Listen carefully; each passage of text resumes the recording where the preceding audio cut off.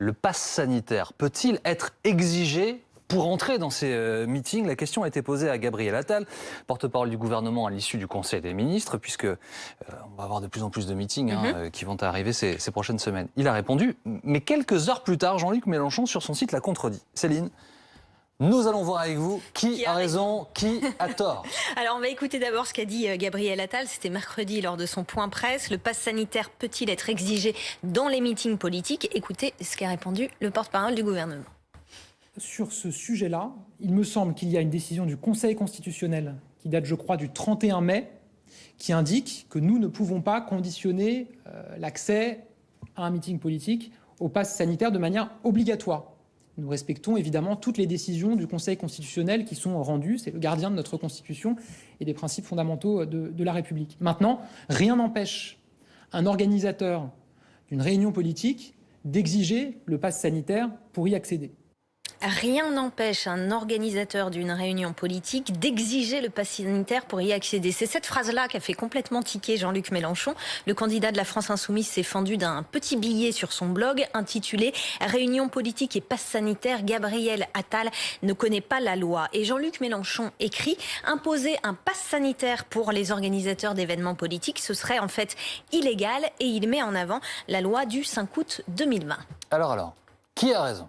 J'ai posé la question à Tania Rachaud, elle est docteure en droit européen et membre du collectif Les Surligneurs qui fact-check les questions de droit. Jean-Luc Mélenchon a effectivement raison. Il n'est pas possible d'exiger un pass sanitaire à l'entrée d'un meeting politique. Il serait éventuellement possible de le demander, mais pas de l'exiger. C'est plus subtil puisque, alors, la loi du 31 mai 2021 liste les endroits dans lesquels il est exigé un pass sanitaire. Et donc, on connaît cette liste maintenant. Le pass sanitaire doit être exigé pour les activités de loisirs, les restaurants ou encore les foires et les séminaires. Le Conseil constitutionnel est intervenu dans un second temps pour préciser que par activité de loisirs, les activités de politique n'étaient pas comprises. Et le Conseil constitutionnel a même rappelé sa position très récemment, c'était le 9 novembre 2021. Si ces mesures peuvent intervenir en période électorale, la présentation du pass sanitaire ne peut être exigée pour l'accès au bureau de vote ou à des réunions et activités politique. Gérald Darmanin, il a aussi adressé une lettre aux partis politiques il y a 2 mois. Nous nous sommes procurés ce courrier et le ministre de l'Intérieur écrit « En l'état actuel du droit, les réunions politiques continueront à pouvoir se dérouler sans le pass sanitaire, sans que ce pass sanitaire ne soit exigé des participants, et cela pour permettre à tous les citoyens de participer à la vie politique. » Et le ministre complète « Je souhaite néanmoins souligner la responsabilité des organisateurs dans la mise en place et le respect des autres mesures sanitaires permettant de limiter la diffusion du virus. » Donc en résumé, dans les conditions actuelles, le pass sanitaire ne peut pas être exigé pour participer à une réunion ou un meeting politique. Jean-Luc Mélenchon a raison. En revanche, le pass sanitaire peut être demandé, et on va le voir sur ces images qui datent du mois de juin 2021. C'était lors d'un meeting de Laurent Saint-Martin, candidat à La République En Marche en Ile-de-France, lors des régionales, opération de contrôle donc des passes sanitaires. Demander, mais pas exiger. La nuance est extrêmement importante. Sur son blog, Jean-Luc Mélenchon affirme également qu'exiger un pass sanitaire lors d'un événement politique est puni d'1 an d'emprisonnement, de 45 000 € d'amende. Est-ce que c'est vrai? Écoutez la réponse de Tania Rachaud du collectif Les Surligneurs. Oui, c'est tout à fait vrai. Depuis la loi du 31 mai 2021 toujours, il a été prévu une sanction pénale pour des personnes qui exigeraient le pass sanitaire en dehors de la liste donc des activités de loisirs, des restaurants, des foires et des séminaires. Une sanction pénale assez lourde d'1 an d'emprisonnement et de 45 000 € d'amende. Pourquoi ? Eh bien parce que il s'agit quand même d'une restriction d'un droit fondamental, de la liberté d'aller et venir, et donc une restriction qui doit être forcément limitée. Bon, la question qui sous-tend ça, évidemment, c'est le risque de contamination dans les meetings. Oui, et jeudi, le jour des annonces du ministre de la Santé, Éric Zemmour a même un peu ironisé sur le sujet. Oseront-ils décréter que mon meeting du 5 décembre au Zénith est un cluster, a-t-il écrit sur Twitter. Alors j'ai posé la question à un épidémiologiste. Des meetings politiques sans passe sanitaire exigé, avec port du masque obligatoire en intérieur tout de même, y a-t-il un risque? Écoutez la réponse de Pascal Crépé. Si on ne demande pas le pass sanitaire, il faut à minima que la distanciation physique et que les contacts entre personnes soient le plus limités possible, que les gens portent des masques et que le système d'aération soit des plus performants pour éviter l'accumulation d'aérosols potentiellement infectants et ainsi éviter le risque de clusters massifs. Alors dans les faits, que vont faire les candidats? Voici quelques informations glanées par le service politique de BFM TV ce jeudi. Éric Zemmour et Jean-Luc Mélenchon ne comptent pas imposer le pass sanitaire lors de leur meeting le dimanche 5 décembre, respectivement au Zénith et à la Défense. La majorité de son côté, elle continue à demander le pass sanitaire, lors de ces réunions publiques. Sauf que la situation sanitaire évolue, on a découvert un nouveau variant. Est-ce que du coup le pass sanitaire pourrait être exigé ces prochaines semaines dans les meetings politiques? Alors, la décision du Conseil constitutionnel qui s'applique actuellement, elle est définitive. Mais les spécialistes du droit que j'ai interrogés, que j'ai contactés, me disent qu'il y a deux possibilités pour changer la donne. Soit faire une nouvelle loi, soit décréter l'état d'urgence sanitaire. Voici les explications de Tania Rachaud.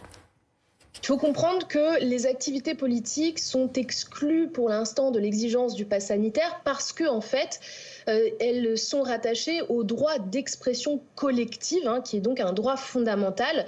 Mais on pourrait éventuellement le mettre en balance avec l'objectif à valeur constitutionnelle de protection de la santé. Et donc, dans ces cas, quand on a deux droits de même valeur, eh bien, il faut savoir comment les mettre en balance.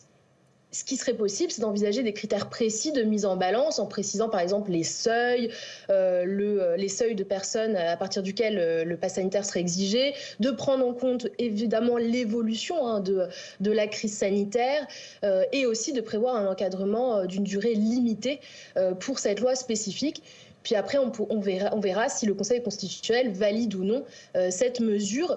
Deuxième option possible, mettre en place cet état d'urgence sanitaire qui a été adopté par une loi de mars 2020 qui permet en fait au Premier ministre par décret d'aller limiter la liberté d'aller et venir et la liberté de réunion, ce qui pourrait donc correspondre au meeting politique.